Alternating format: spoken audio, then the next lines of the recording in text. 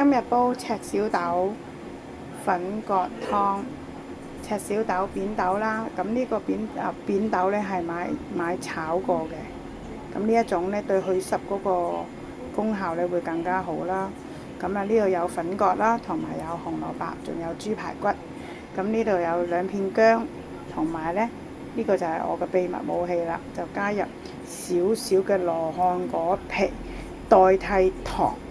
咁樣呢，就令到呢煲湯呢有嗰個少少嘅甜味呢就好味啲。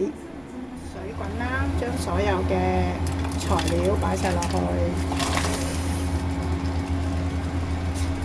就慢慢火滾咗之後，慢慢火煲大約1個鐘頭。唔好飲咁多老火湯。好啦，呢個湯簡單，俾啲鹽調下味就 OK 嘅啦，鹹甜自己較啦。呢個湯真係好好㗎，佢又去濕啦。咁喺而家呢個回南天就好啱啦。咁啊，粉葛同埋紅蘿蔔都可以作為一個主食啦。